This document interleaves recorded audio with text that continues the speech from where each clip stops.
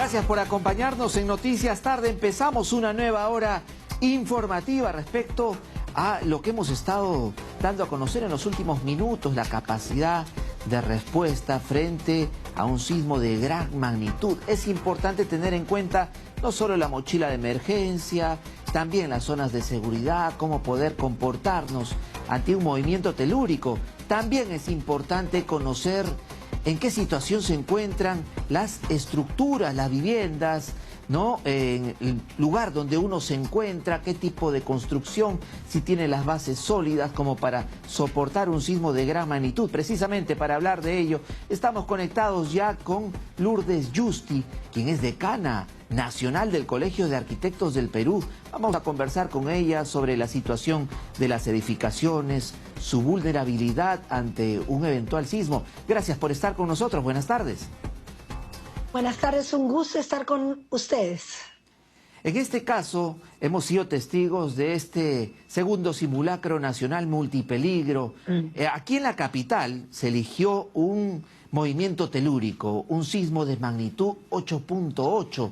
¿Cuál podría ser la situación de ocurrir realmente un sismo de esta magnitud en nuestra capital con respecto a las edificaciones que tenemos? Miren, buenas tardes. Desde el Colegio de Arquitectos del Perú les vamos a dar algunas cifras que son datos del INEI al 2017.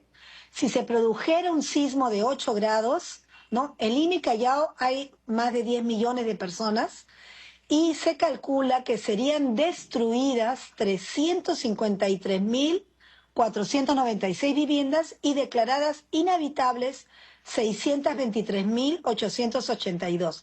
Es decir, solo en Lima y Callao, más de 1 millón de viviendas serían inhabitables o se habrían destruido, ¿no? Es un escenario catastrófico.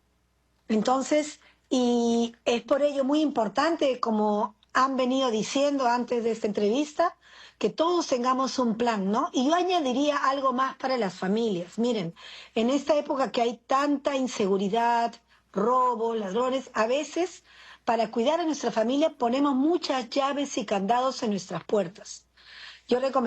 Nosotros recomendamos siempre tener a la mano estas llaves, las cerraduras de las puertas principal, del candado, de la tranca. ¿Por qué? Porque no vaya a ser que nos tome un sismo, una emergencia, un incendio en un momento en que no tenemos la llave a la mano. Y quisiera recordarles que en Larcomar, cuando hubo un incendio, la persona que falleció estaba a 2 metros de una puerta de salida que daba hacia el estacionamiento. ¿Y qué pasó? No tenía la llave. Entonces tenemos que ponernos en este simulacro que acabamos de realizar en todas las situaciones que se pueden dar.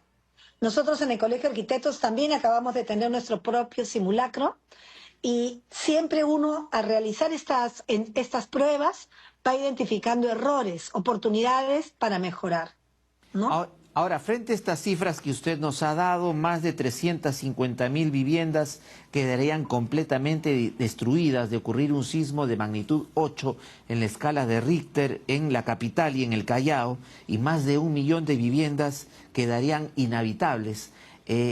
Esto es según un estudio que ha hecho el INDECI del año 2017. A la fecha ha habido mejoras en cuanto a la infraestructura, porque acá tiene que ver mucho también el trabajo que realicen los municipios, ¿no? Revisando la situación de las viviendas, de las edificaciones cuando se construyen, ¿no? Lima ha crecido enormemente y hacia arriba a través de edificios.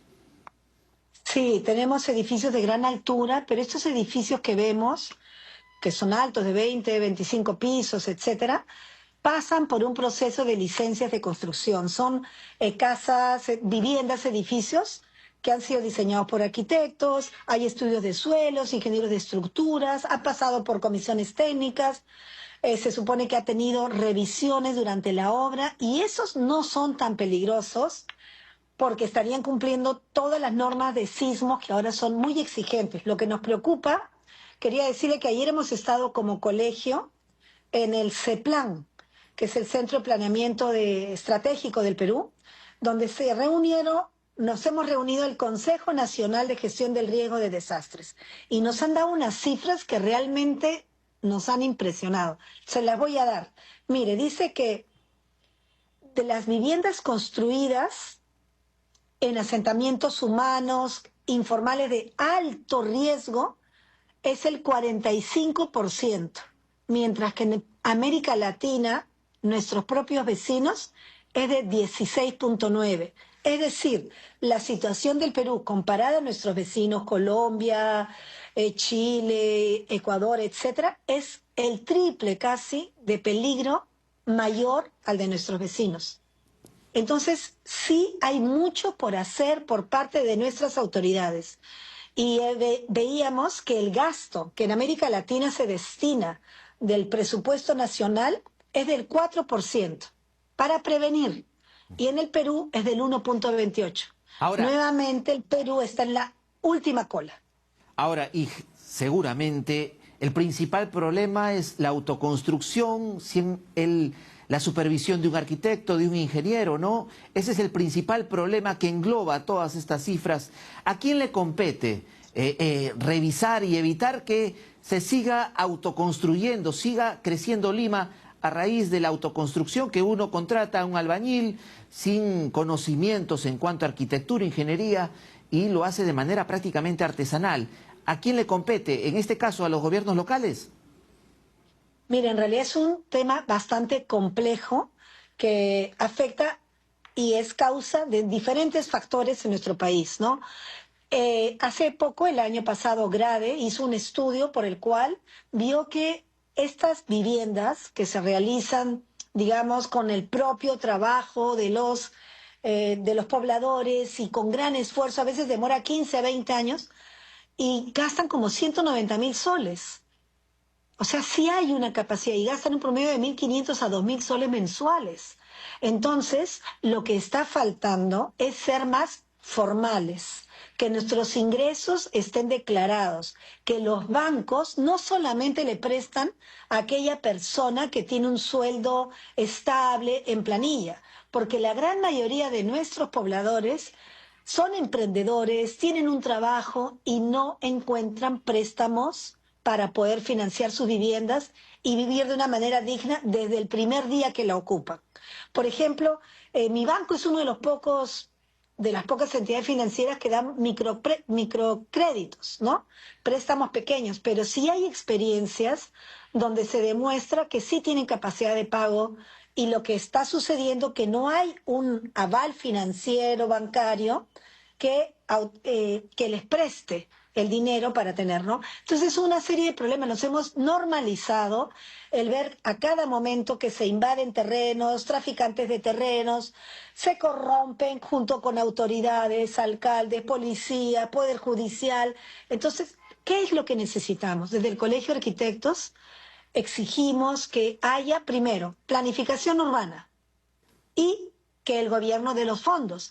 Recién hace poco existe el SINAGER, Sistema Nacional de Gestión de Riesgo, ¿no? Donde efectivamente se dice el gobierno, la PCM, el INDECI, el CENEPRED, ¿no? Los ministerios, gobierno regional, es la municipalidad, como usted ha dicho, la responsable. Pero ¿qué dinero tiene y qué personal le dan? Es ahí el punto. Queda claro, no es un problema muy complejo donde es necesario el apoyo de diversas instituciones. Debe ser abordado de manera multisectorial. Muchas gracias por haber estado con nosotros y ampliarnos el panorama, ¿no? Y lamentablemente esta realidad cruda, ¿no? Que aún nos encontramos en el último lugar en cuanto a seguridad sísmica en la construcción de nueva infraestructura, edificaciones a nivel de Latinoamérica. Muchas gracias por haber estado con nosotros. Muchas gracias a ustedes. Nosotros tenemos más información.